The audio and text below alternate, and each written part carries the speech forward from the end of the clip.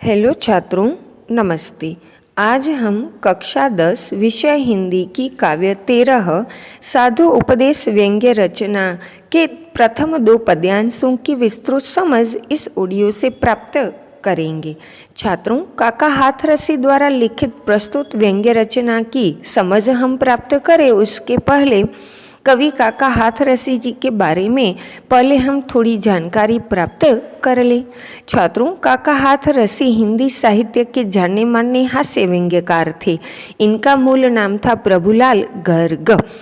हाथरस में एक नाट्य मंचन के दौरान उन्होंने काका की भूमिका निभाई थी, तभी से उन्होंने अपना तखल्लुस काका हाथरसी रख लिया। हिंदी साहित्य जगत के हास्य कवियों को मंच देने का अर्थात इन कवियों की कविताओं को रंगमंच पर प्रस्तुत करके उन्हें जन जन तक पहुंचाने का श्रेय काका हाथरसी जी को जाता है। जहाँ कहीं भी कवि सम्मेलन आयोजित होते तो छात्रों वहाँ काका हाथरसी अवश्य उपस्थित होते थे। पद्मश्री अवार्ड से सम्मानित काका हाथरसी जी ने छात्रों अपनी रचनाओं में व्यंग्य के माध्यम से पाठकों का मनोरंजन तो किया, पर उनके व्यंग्य का मुख्य उद्देश्य था समाज में व्याप्त या फैले दोषों, कुरीतियों, भ्रष्टाचार और राजनीतिक कुशासन की तरफ या और पाठकों का ध्यान आकृष्ट करना, ताकि पाठक या जनता इन बुराइयों का समर्थन न करे। अपनी व्यंग्य रचनाओं के द्वारा सामाजिक दोषों के खिलाफ जनमत तैयार करने वाले और इस प्रकार समाज सुधार की प्रक्रिया में अमूल्य सहयोग देने वाले कवि श्री काका हाथरसी जी की पैनी यह सूक्ष्म दृष्टि छोटी से छोटी अव्यवस्था को भी पकड़ लेती थी और उन्हें बहुत ही गहरे कटाक्ष के साथ प्रस्तुत करती थी। छात्रों, साधु उपदेश रचना में भी कवि श्री काका हाथरसी जी ने ऐसा ही व्यंग्य प्रस्तुत किया है, जिसमें उन्होंने बड़े ही व्यंग्यात्मक ढंग से ढोंगी धूर्त बाबाओं की लीला का चित्रण किया है, उनकी असलियत को हमारे सामने प्रस्तुत की है। छात्रों, साधु उपदेश शीर्षक से तो यही लगता है कि साधु अर्थात सज्जन और सज्जन का उपदेश प्रस्तुत काव्य में होगा, परंतु कवि ने व्यंग्य शैली अपनाकर आजकल के ऐसे तथाकथित ढोंगी पाखंडी साधु बाबाओं के प्रति अपना आक्रोश व्यक्त या प्रकट किया है, जो बाहर से सच्चे साधु पुरुष होने का दिखावा करते हैं पर भीतर से वे बड़े दुष्ट कपटी प्रकार के होते हैं, जो भक्तों के प्रश्नों के उत्तर न देने पड़े इसलिए मौन व्रत का नाटक या ढोंग करते हैं तथा जीवन जगत से संबंधित ऐसी मन गढ़ंत बातें करते हैं कि कई बार बेचारे भक्तगण इनकी बातों में आकर इनके थोथे ज्ञान उपदेशात्मक बातें आदि से प्रभावित हो जाते हैं और मूर्ख भी बन जाते हैं और बाद में ऐसे बेचारे भक्तों को पछताना पड़ता है। आए दिन छात्रों ऐसे सैकड़ों ढोंगी बाबाओं की पोल खुलती ही रहती है और उनकी असलियत जानने पर हम भी कई बार शर्मिंदा हो जाते हैं। ऐसे गंदे गलत कृत्य ये साधु बाबा धर्म की आड़ में करते हैं कि हमारा सिर भी शर्म के मारे झुक जाता है। तो ऐसे ही ढोंगी साधु जो बाहर से बड़े ही विनम्र और भले दिखाई देते हैं पर अंदर से कुटिल धूर्त प्रकार के जो ढोंगी साधु बाबा हैं उन पर व्यंग्य करते हुए कवि श्री काका हाथरसी जी ने प्रथम पद्यांश में लिखा है, आइए प्रिय भक्तगण उपदेश कुछ सुन लीजिए, पढ़ चुके हैं बहुत पोथी आज कुछ गुण लीजिए, हाथ में हो गोमुखी माला सदा हिलती रहे, नम्र ऊपर से बने भीतर छुरी चलती रहे। छात्रों, प्रस्तुत पद्यांश में ढोंगी साधु अपने भक्तजनों को कहते हैं कि आइए भक्तगण, छात्रों गण यानी समूह या समुदाय, ऐसे ढोंगी साधु भक्तों के समुदाय को कहते हैं कि हे भक्तगण, आज आप मुझसे कुछ उपदेश यानी कि बोधप्रद बातें सुन लीजिए।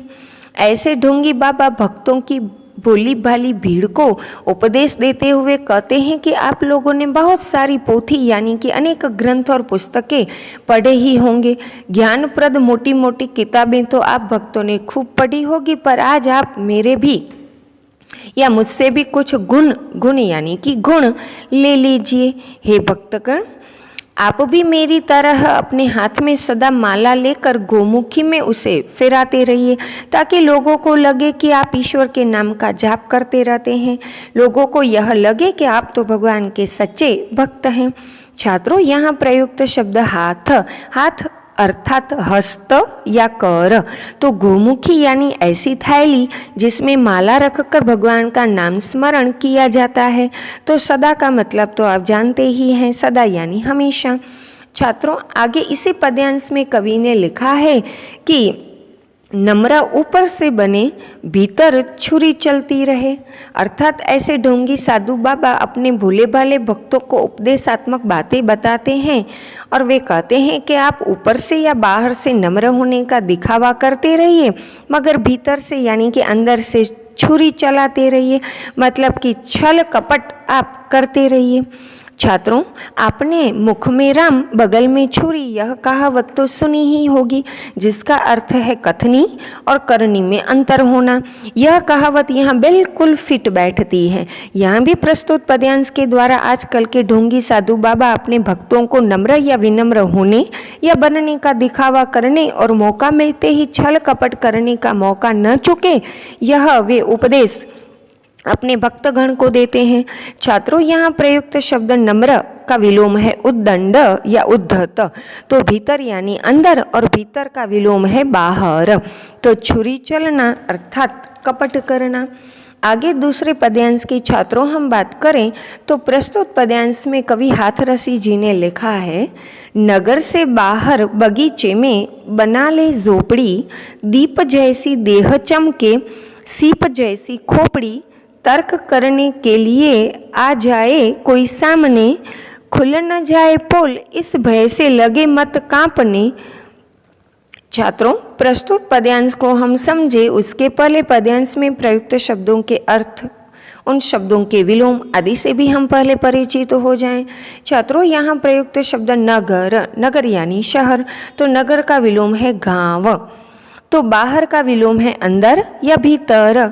बगीचा माने बाग, उद्यान, वाटिका आदि। यहाँ प्रयुक्त शब्द झोपड़ी अर्थात कुटिया, घास फूस से बना हुआ घर अर्थात झोपड़ी। तो दीप मतलब दिया, देह यानी शरीर, तन बदन, सीप अर्थात सीपी, तो खोपड़ी माने सिर, तर्क अर्थात दलील, पोल माने रहस्य, और पोल खोलना मुहावरे का अर्थ है रहस्य या दोष प्रकट करना। तो भय का मतलब है डर। छात्रों, अब प्रस्तुत पद्यांश को हम समझे तो ढोंगी पाखंडी धूर्त प्रकार के साधु बाबाओं के अनुसार भक्तों की भीड़ इकट्ठा करने के लिए तथा अपने अनेक भक्त बनाने के लिए सच्चे साधु होने का दिखावा या आडंबर करना बेहद जरूरी है। अतः सच्चे साधु का वेश बनाने के लिए या सच्चे साधु होने का दिखावा करने के लिए कुछ चीज़ों का सहारा तो अवश्य लेना पड़ता है, उनका उपयोग करना पड़ता है। इसीलिए ऐसे ढोंगी साधु बाबा अपने भक्तों से कहते हैं कि आप नगर या शहर से बाहर या शहर से दूर किसी बगीचे में झोपड़ी बनाकर उसमें रहिए। आगे वे अपने भक्तों से कहते हैं कि आप सच्चे साधु हैं, ऐसा दिखावा करने के लिए अपने शरीर पर चंदन भस्म आदि लगा लीजिए, ताकि आपकी देह या शरीर दीप यानी कि दिए की तरह देदीप्यमान अर्थात चमकती रहे। इतना ही नहीं, आप मुंडन करा लीजिए ताकि आपकी खोपड़ी यानी कि सिर शीप या सीपी की तरह चमकता रहे। आगे वे ढोंगी बाबा अपने भक्तों से कहते हैं कि तर्क या दलील करने के लिए यदि कोई व्यक्ति आपके पास आपके सामने आ जाए तो अपनी पोल खुल जाएगी, तो या अपनी असलियत सामने आ जाएगी। तो यह सोचकर आप बिल्कुल भी भयभीत न होइए। आपको कांपने की या भयभीत होने की बिल्कुल भी ज़रूरत नहीं है। आप डरे नहीं कि आपकी पोल भक्तजनों के सामने खुल जाएगी, बल्कि हिम्मत से काम लें, निडर और निर्भीक बने रहें। ऐसा उपदेश ये ढोंगी बाबा अपने भक्त समुदाय को देते हैं। छात्रों, कहने का तात्पर्य यह है कि कभी कभी ऐसे ढोंगी बाबाओं के पास कुछ लोग गहन या विभिन्न विषयों पर तर्क करने या अपने प्रश्नों के समाधान के लिए या ज्ञान पाने के लिए उनके पास आते हैं और कई तरह के वे प्रश्न इन ढोंगी साधुओं से, बाबाओं से पूछते या करते हैं, तब ऐसे तथाकथित ढोंगी पाखंडी साधुओं के सामने धर्म संकट पैदा हो जाता है कि भक्तों के सवालों के क्या उत्तर या जवाब दें, क्योंकि इन ढोंगी पाखंडी बाबाओं के पास धर्म शास्त्र, जीवन जगत आदि से संलग्न सच्ची एवं गहन जानकारी या ज्ञान बिल्कुल भी नहीं होता है, क्योंकि वे तो सिर्फ ज्ञानी होने का या विद्वान होने का दिखावा ही करते रहते हैं। ऐसे में भक्तों के सवाल सुनकर अपनी पोल खुल जाने का उन्हें डर या भय सताता है, अतः अपनी असलियत भक्तों के आगे खुल न जाए, इसीलिए ऐसे ढोंगी बाबा आदि अपने भक्तों को निर्भीक होकर हिम्मत से काम लेने का उपदेश देते हैं। छात्रों, उम्मीद है कि ये दोनों पद्यांश एवं इन पद्यांशों में व्यक्त व्यंग्य को आप अच्छे से समझ गए होंगे। अब प्रस्तुत काव्य के बाकी के 2 पद्यांशों की समझ हम अगले ऑडियो से प्राप्त करेंगे।